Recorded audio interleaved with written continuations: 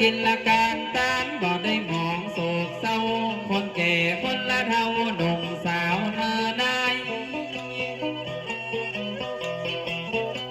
หลับตานักจะได้บุญหลายท่องมาไทยเอาควายก้อยตีว่าอันย้อนว่าเป็นตาลกุมเจ้าพี่น้องเขาว่าไม่ใหญ่แต่จังแป้ลมฝนกันลมเตียวบนมันจึงทนบ่ได้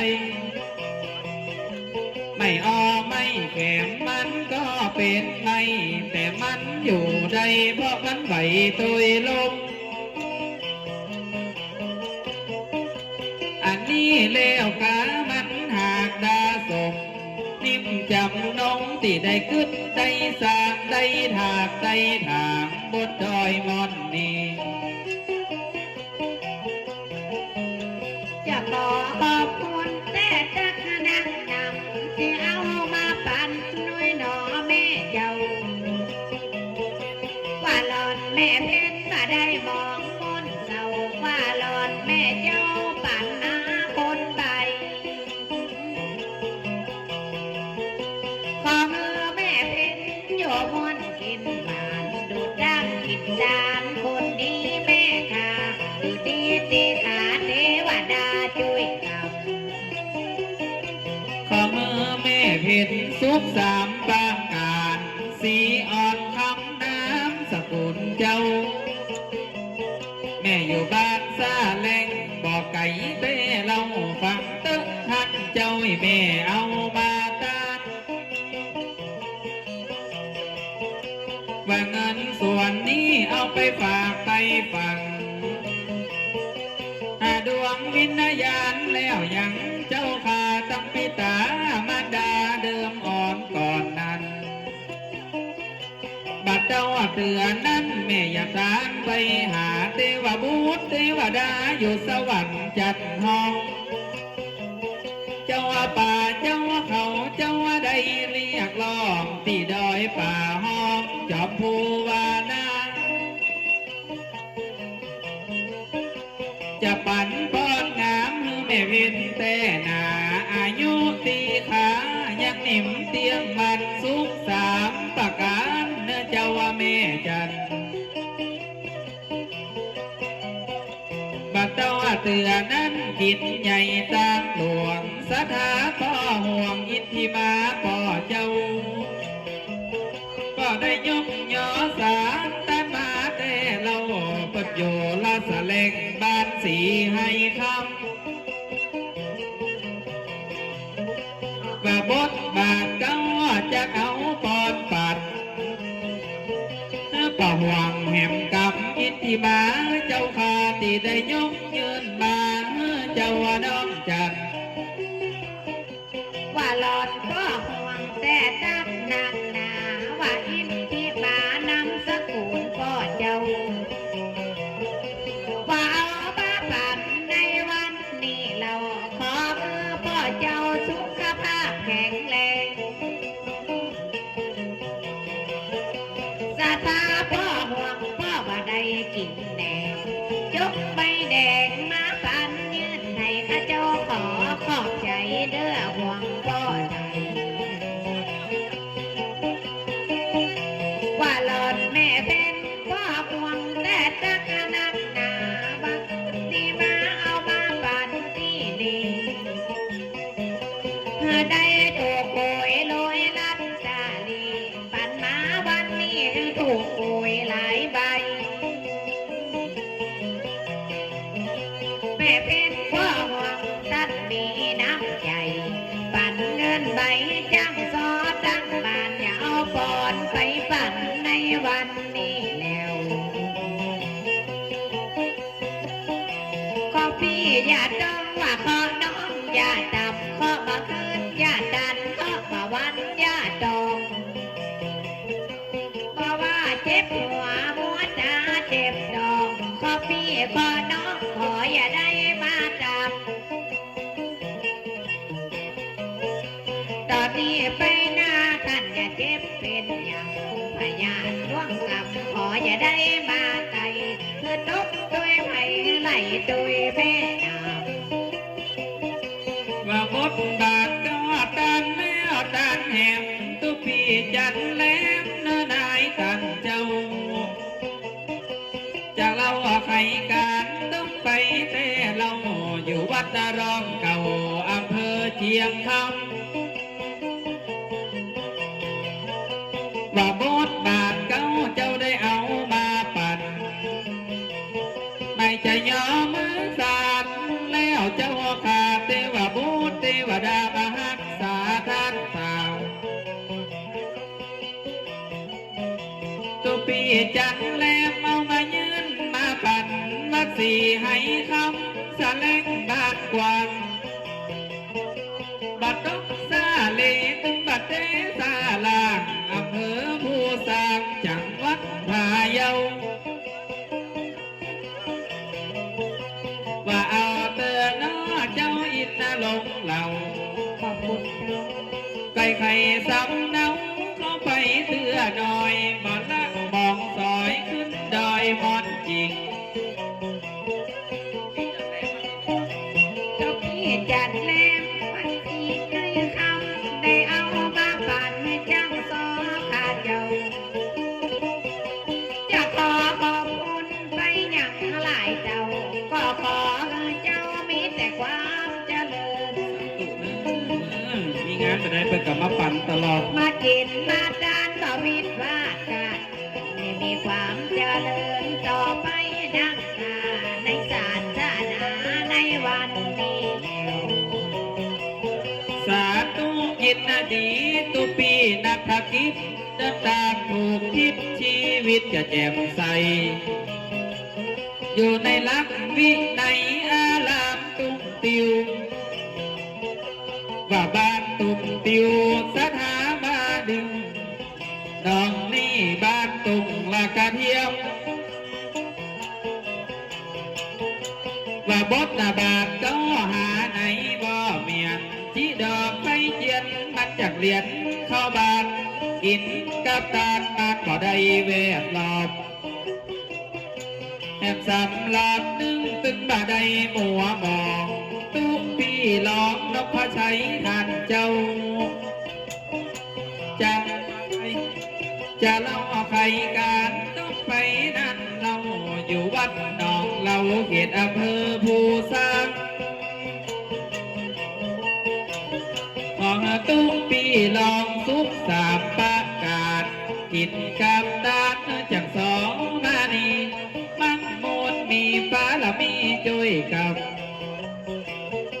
มาเก็นมาดานมาตาโศกตามองวัดรูปพี่ลอกลุกพระชัยนอเจ้ามาจากวัดหนองเราต้องไปนั่นเราขอบคุณเด้อเจ้าที่เอามาดานว่าหลอดกันเจ้าเอาเงินมาใส่ขันดูดดังกินดานตอนนี้ไปนาบ่ที่บ่มาบ่หาบ่เจ้า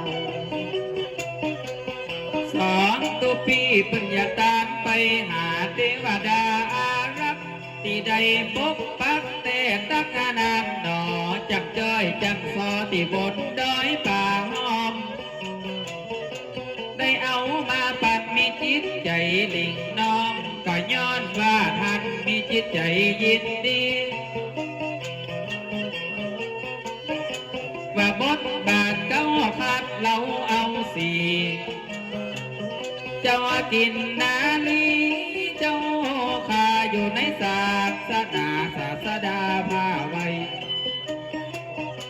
ศาสนาพุทธบริสุทธิ์ผ่องใสมีทั่วประเทศไทยมีทุกหมู่บ้านการกินการดานนั้นบ่ได้ขาดเอาไว้เป็นตัวอย่างลูกหลานเยาวชน เฮ้ย ว่าทุกพี่น้องก็ได้สักพี่น้องทุกคนจิตใจเตรียมมันท่านเอามาปั่นเป็นดานกัน ขอประกาศเจ้าเว้นงามคำว่าตัดผู้นำอย่าไปลืมตู่ข้าเขาว่าจังสอเขาได้ออกปากว่า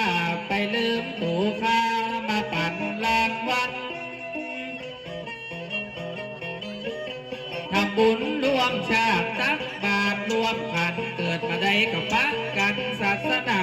พระเจ้ากินเอาทานเอาเป็ดเอาหอมใบ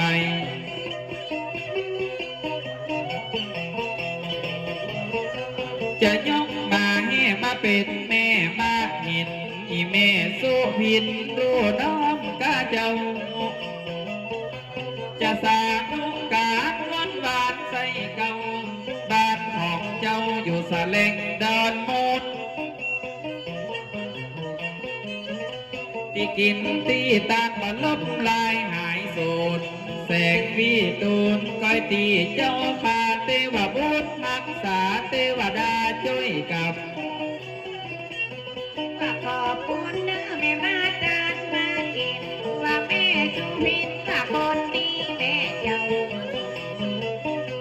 อยู่บ้านสะแลกว่าจบไปแต่เราขอคือแม่เจ้ามีแต่ความเจริญมากินมาจานต่อมือขาดเนื้อเกินมีความเจริญเบินเบินแม่ค่ะขอสิขอมาดาว่าหาก็เจ้าถ้าอยากขอลายต้องไปสักกัน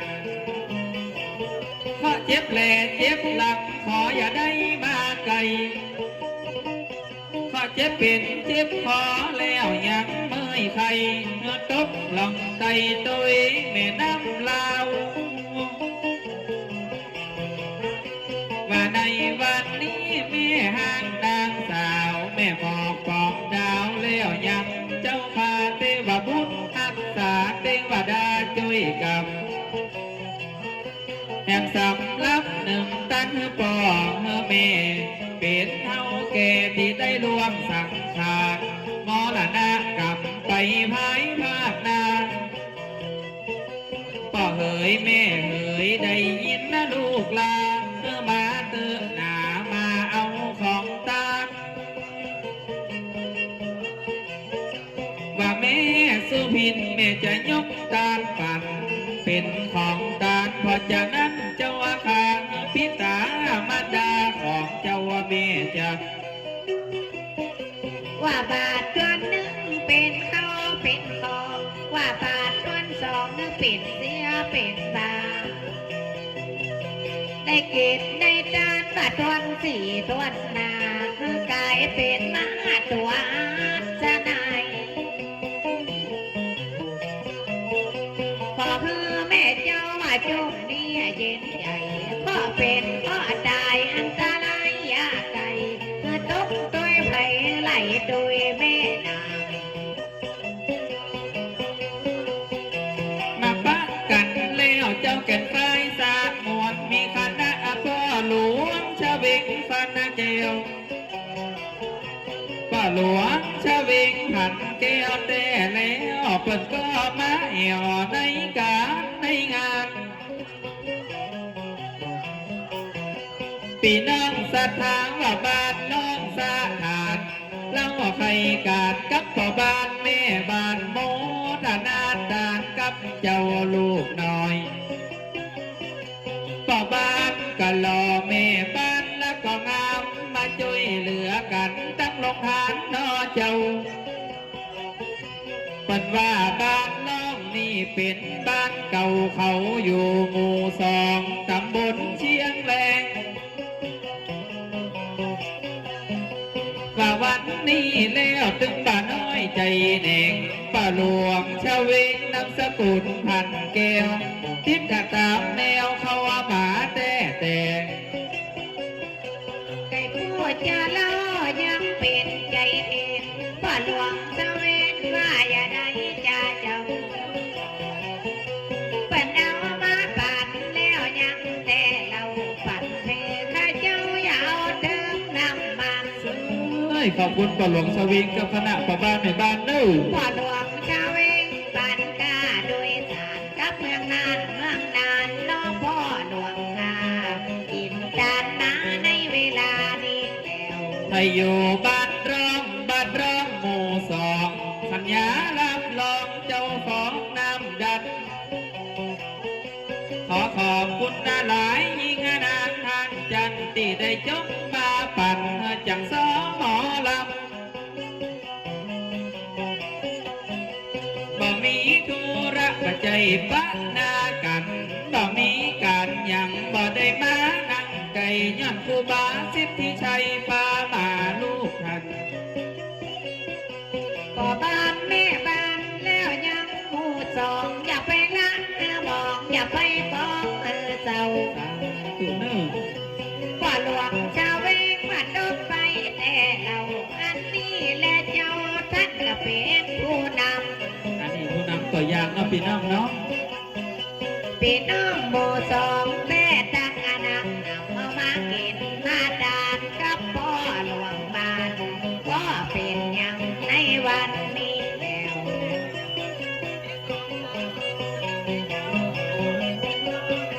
จะขอขอบคุณถึงบ่ได้มัวมองนี่คุณแม่กีสอนคนงามแม่เจ้าที่ได้ติดได้ตามอธิสรลูกเบาขอบคุณนะเจ้าเกสรคนงามว่าในวันนี้แม่ได้ติดได้ตามคุณนรางวัลได้ลอยมาให้ไม่เป็นน้ำใจอธิสรลูกน้อยอันนี้อธิสรอันนี้เกสรวันหน้าอย่าไปนอนน้ำเผยสร้างน้อยกันว่ามีงานโอ้ยหนอกูหอยเจ้าจีดอกซอยโทรมาวานจะขึ้นละเฮือนใหม่บวชพระอาดามนำโทรมาวานอธิสรบาลาเขาอย่าเดินตามมาหาเจ้าแม่จันหลอดนั้นแต่ตั้งนั้นนำนี่แม่ทับหวังละเหมือนกันแม่เจ้าขอบคุณแม่นักเอามาใส่ขันให้จังซอแต่เราได้เลี้ยงกว่าเก่าเดียวมาจานจะขอขอบคุณยังนี่แม่ทับหวังมากินมาดานให้จังซอจาดีคือเป็นเศรษฐีเด้อเจ้าแม่ใจว่าน้ำไหลวนตั้งบนเป็นธรรมขอบคุณแม่คำบันสะแลงเนื้อเจ้าที่ได้จงรางวัลมาดีแต่เราก็ขอเจ้าสุขภาพแข็งแรงขอให้แม่คำสุขสามปะขาดที่หาเงินคำก็ขอใดสมกำดังใจจังซอว่าไวว่าเอามาปัดให้จังซอวันนี้คือถูกลัดตาลีรางวัลที่หนึ่งที่สองที่เงินมีทองมีของมีเขาได้กินได้ทานให้จังสองหลายเจ้าเงินทองไหลเข้ามานำบ่อยืมใจตอนนี้ไปนาว่าจุกเนี่ยเย็นใจที่หาอันใดก็ขอใดผมดังใจเด้อเจ้าแม่ใจกินกับตานมันต่อใดสูตรอุดมสมบูรณ์ตอนนี้ไปนาเจ้าหวังเป็นดีแก่ไตลุ่มฟ้าเจ้าก็หวังมีหน้าแก่มนุษย์เหมือนคนการกินละการตานมันได้สร้างกุศลเทวดาไปบนอยากจดเส้นหมายการน้ำอยากหมายตานของเจ้าแม่จันกินได้ตานไผ่ว่าได้บังคับจะตานน้อยตานนักปัดสุดแล้วแค่ใจอย่าตานเจ้าใดกฎหมายว่าใจห้ามการกินการตานก็เจ้าซอยดอกบานว่าจุ้มว่าจำมันการกุยใบบอนกินไว้ตานไว้ถึงบ่หัวบ่พระเวสสันดรยังตานลูกในใส่กินไปตานไปเป็นน้ำใจแต่แล้วเงินคำน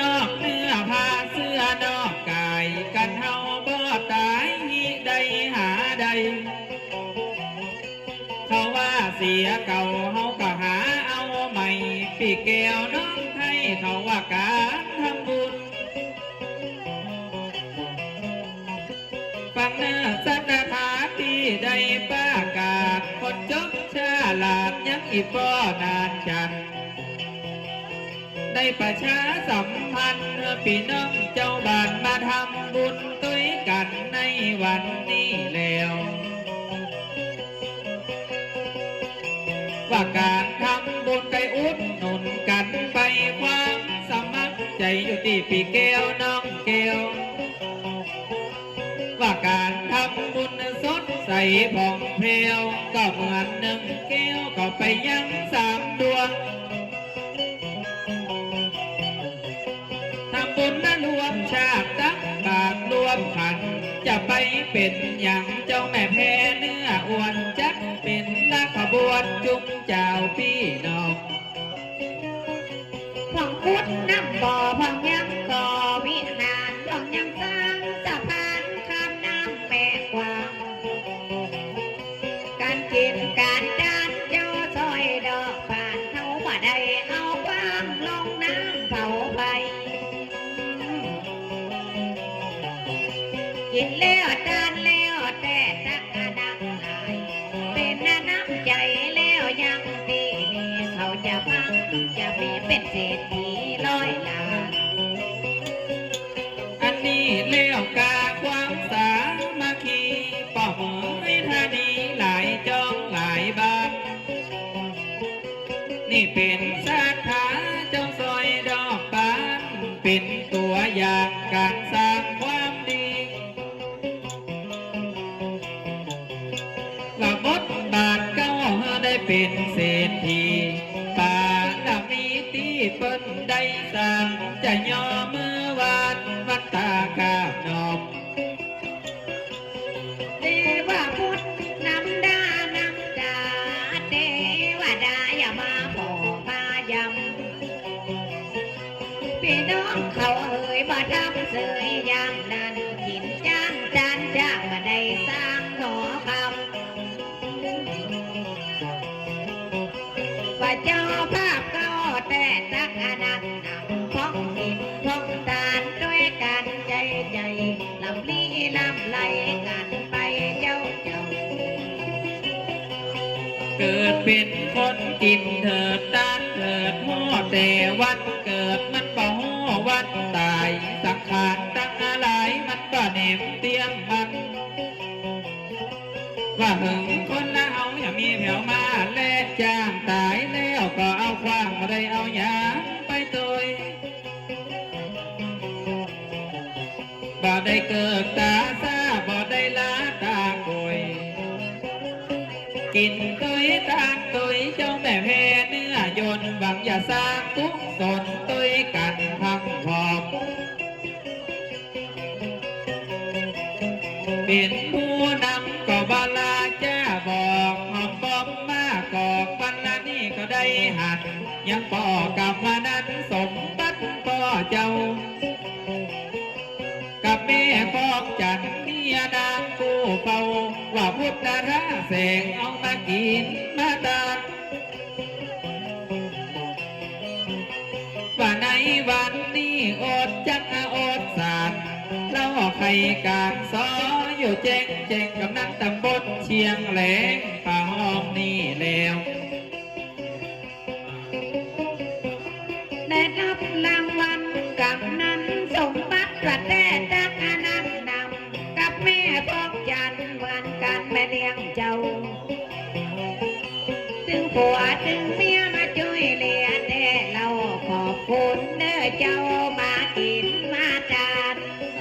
วันนี้พี่น้องบ้านป่าห้องนะครับร่วมกินร่วมตา กับนั้นสมบัติประเทศตักอนันต์นำฉันเป็นผู้นำที่ดีในบ้านฉันก็เอามาปั่นในวันนี้แล้ว เปิ้นเป็นคนดีเป็นตีนับอาตีถือเปิ้นเล่าเปิ้นลือสมบัติป่อเจ้าเปิ้นช่วยเหลือสังคมศาสนาพระเจ้าอันนี้บ้านเก่าเขาเล่าปันมาขอให้ล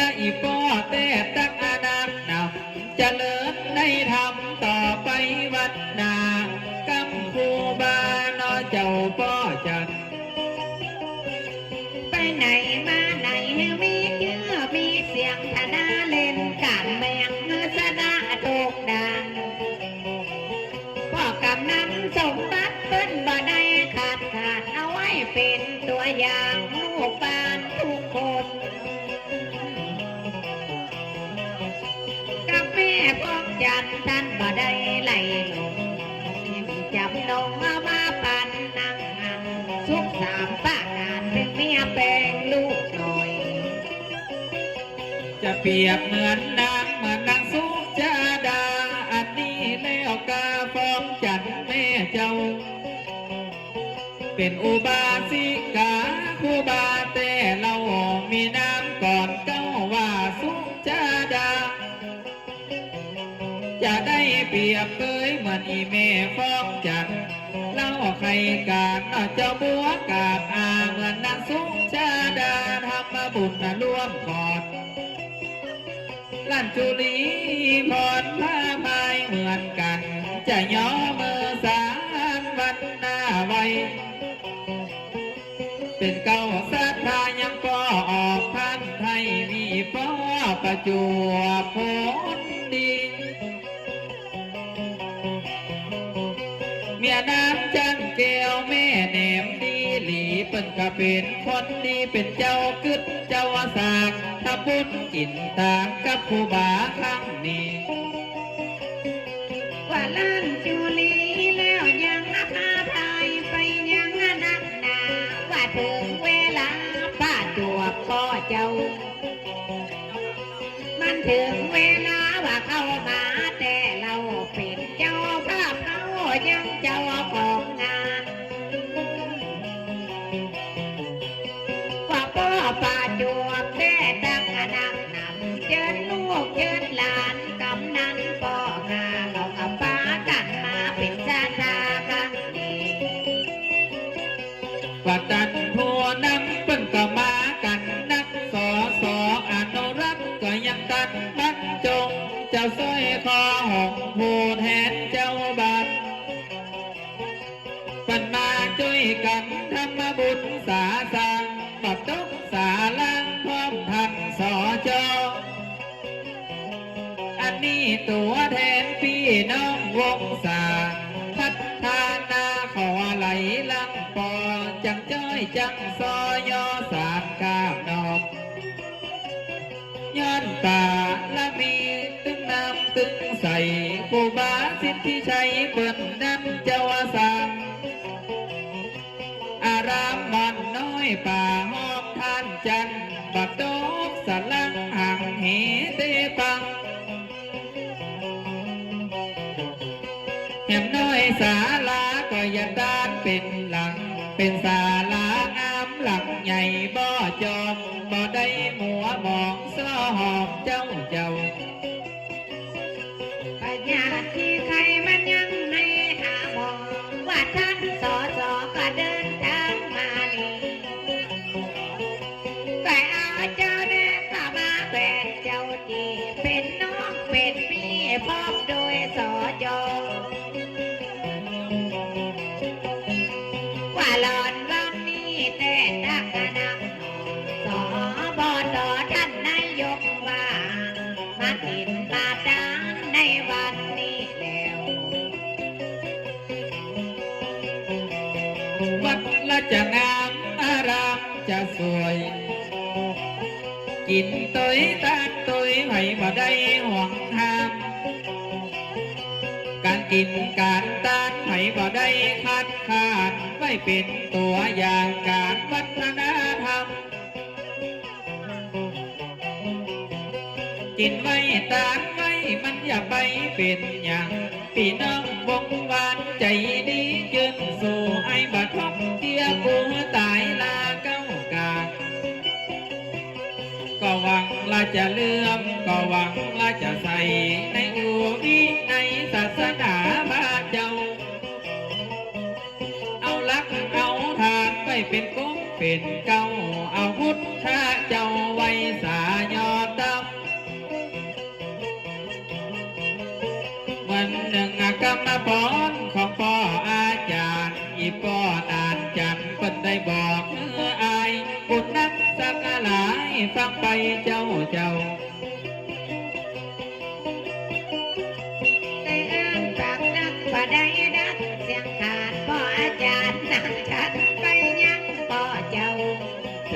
เป็นมาแล้วเตี้ย ได้เป็นผู้นำว่าในวันนี้เราศาสนาพาเจ้าไปยังแหลมกำ วันนี้มีงานนักเดินแม่เนอร์ลำบุงบอกไฟ แต่หลอนวันนี้ได้มานั่งกลางป่าอาจารย์นันยันไปยังพ่อข้าได้ตกแต่งดาหามาแต่แอว มีการยังเขาก็ปะใส่กัน ก็มีหลายการอยู่บนดอยป่าห้องมาถึงเวลาจุงเจ้าพี่น้องเจิดพักผ่อนอย่ายังตามสบาย ขอบคุณละจากนักขอบคุณนะจากหลายยังสลาบอกไปก็ที่เจ้าว่าบานยอมมือสานในวันนี้แล้ว เจ้าก็สนามบินมาจากเชียงรายเพิ่นมาโผดมาผายไข่บอกไปเน้อเจ้าเบิ้ลหนึ่งพอดเด้อมันอย่างงามบ่เศร้าฟังเอาเด้อเจ้าพี่น้องศรัทธาไปหมอเอาเน้อพี่น้องสายใจสลาบอกไปเพิ่นบ่แปลงใจหินเจ้าพ่อสนามบินเชียงรายพี่น้อง สถาพี่น้องอย่าเพิ่งไปไหนมาพอบอกไปศาลาเปิ้นจากจะบอกคือขอเจ้าซอยดอกป่าอย่าเปิ้นได้สร้างอย่าขึ้นดีขึ้นงาม อันนี้บอกไฟดอกนะครับนอกสลาบอกไฟ ว่าดอกไฟปุ๊ว่าดอก บอกกับนั้น ให้แค่ฟังไฟยังใจใจก่อนมาพอบอกไฟเด้อเจ้าพี่น้อง บอกไฟแล้วจะปุ๊กขึ้นละมาเป็นสายเอาเดินได้เหมือนสายน้ำกว้างเขาว่าบอกไปดอกตกมันน้ำตกดาบเจ้าซอยดอกบ้านบุดหนึ่งเนินได้สลาดานอัดเขาอย่าจัดข้ายายบรรลายายเขาไปว่าอันมาแล้วก็อาจารย์นัดจัดก็จะว่าการทำบุญนี่บอกอุดหนุนเฮือลาเจ้าอ่านสอนมาสุขสามประการก็อาจารย์นัดจัดคนกลางขอเศร้า อยู่กับวัดละกำว่าแต่เราอยู่คุมมาเท่าแล้วยังอารามอยู่ตัวลูกอยู่ตัวหลานอยู่ตัวเมียงามอ่อนปัดอานิสอนไว้นี่เรื่องอร่อย ขอขอบคุณก็อาจารย์นันจันก็เอามาบันใส่ขันแล้วเจ้า อยากขอขอบคุณใจยังแต่เราว่าหลอนก็เจ้าว่าจบเงินมาจาน เนี่ยคนว่าตัดต่อเนาะอาจารย์เนาะ กินแล้วจานแล้วมึงอยู่ห้วนกินบานอาจารย์นันจันสันมาที่ดีคือเป็นเศรษฐีเด้อเจ้าพ่อใด กินตามแล้วเฮาก็ได้ตามต่อเจ็ดเมมาก็เขาว่าบุญน่ะได้หลาย จะได้ละสบายขึ้นสวรรค์จันเกี่ยวหักใจครูบามาเหมือนแต่แล้วเจ้าจีดอกแก้วบัวบานมาเจ้าพี่น้องได้ช่วยเหลือกันจัดการจัดงานเจ้าข้าอนุโมทนาพุทธานีก้อยฟอน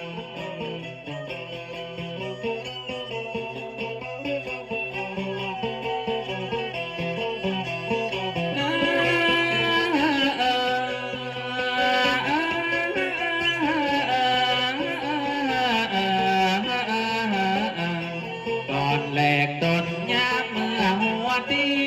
จวนสาวจีเข้าไปฟันให้ห่อหนึ่งไก่เตรียมห่อหนึ่งหมูซุปหมากซุปปูอย่าดาบัวไปให้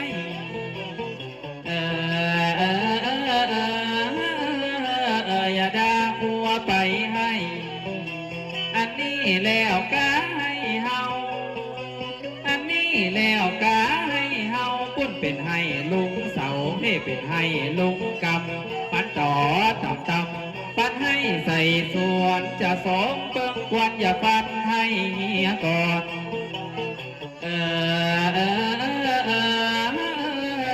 อย่าฟันให้เฮียก่อนจะฟันไม่ดูไม่แดงจะฟันไม่ดูไม่แดงไม่บงเป็นแดงไม่เป่าไม่จีฟันทีไม่ไล่ไม่สร้างไม่เข้าลามเอาไว้เฮือละอ่อน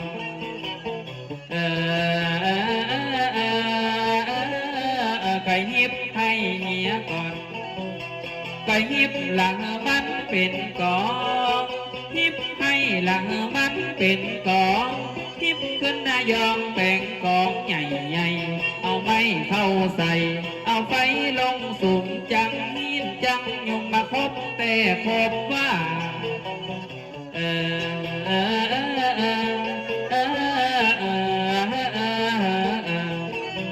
ยามเมื่อฝนตกหัวปียามเมื่อฝนตกหัวปีโอกาสมันมีเลยไปไปหวานไปเมืองน่านเพื่อมันแก่นเตไปเมืองลับเลอยู่จอมปลวกไปเมืองสวงมันละดอกงามไฟแดงไฟดำออกจากเมืองญี่ปุ่นนี่พายตุนไว้แปรดอยเจียมาบวกมาน้อยปลูกเตาไฟห่าง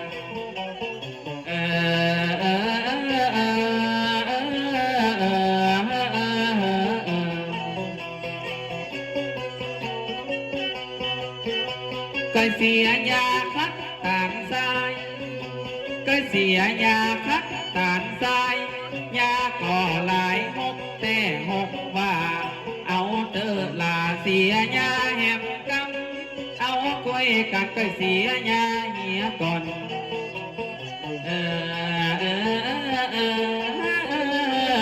ไฟมันก็เริ่มดอกตะวันตกกะดอกตะวันออกก็งามเขาวัดนักทำกลางงามแต่งามว่า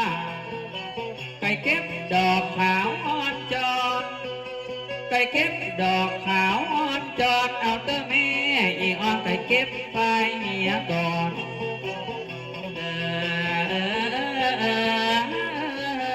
ไก่เก็บไฟเหียก่อนเก็บไฟแล้วเขาใส่ในโถเก็บไฟเขาใส่ในโถ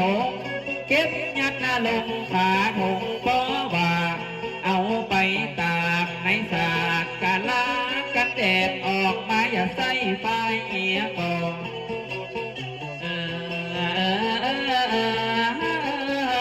อย่าใส่ไฟเหียก่อนไฟใส่ก็ดำดำแดงแดง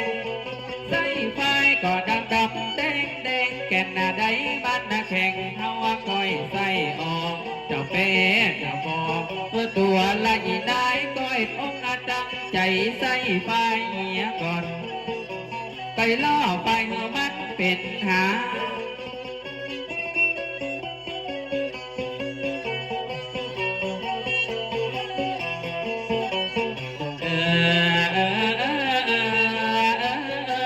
ไปอีดไฟเหียก่อน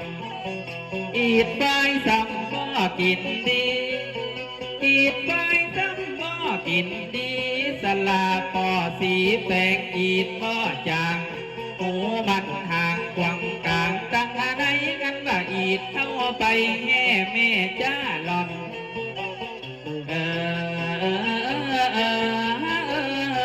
อย่าล่อพายเหียยิงไปก็มันเป็นฟองยิงไปก็มันเป็นฟองเอาเตะไล่ออกก็ยิงเอาไฟเหียก่อนต้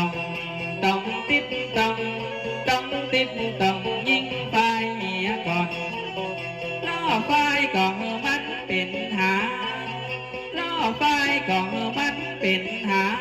เด็ดลงมาวางก็เอามาปั่นแนวนิดแนวนิดแนวปั่นไฟเหียก่อนปั่นละ เต็มในปันไฟคือมันเต็มในเอาเตอะละอีใจเฮาไก่เปียเหียก่อนเออกะเปียไฟเหียก่อนเปียละเมื่อมันเป็นกัน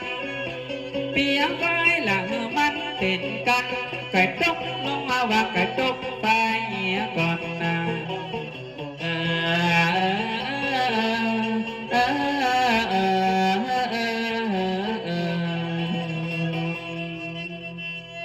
ตกไฟเรียบร้อยแล้วเขาจะเอาไปเจ